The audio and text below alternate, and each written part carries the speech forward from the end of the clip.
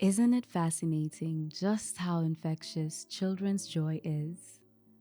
Their smiles, their laughter, not to mention their endless good vibes.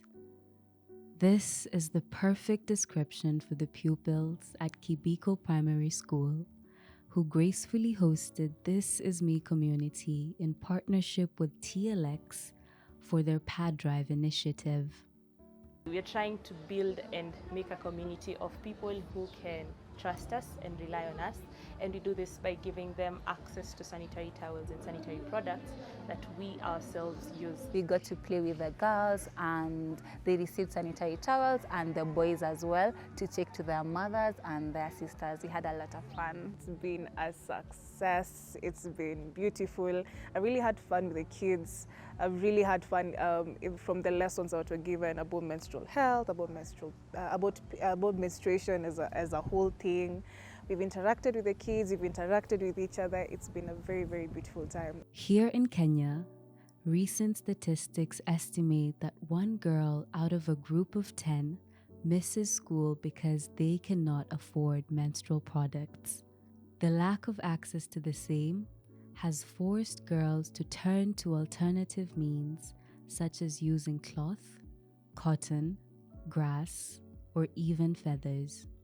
These are human rights, and every woman, so long as someone has their periods, they need pads, and it's not out of it's not a luxury to get pads. It's not you just feel like getting pads. It's a need. This is an important initiative in the sense that it really helps so many girls who aren't in the position to talk about menstruation, get pads for themselves. In the African community, once you're born, this discussion is not really something that the family wants to discuss.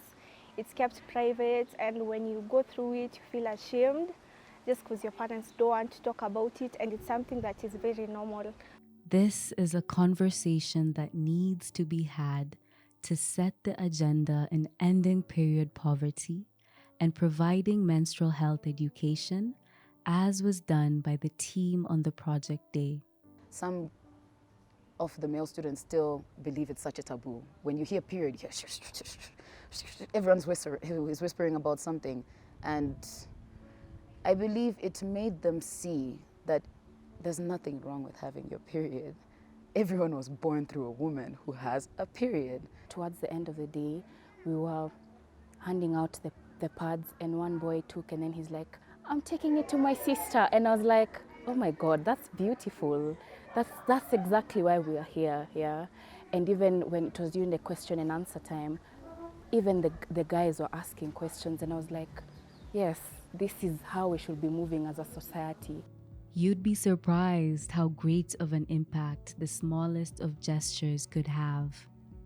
And through this initiative, one more girl has one more reason to stay in school. This is because you made it happen.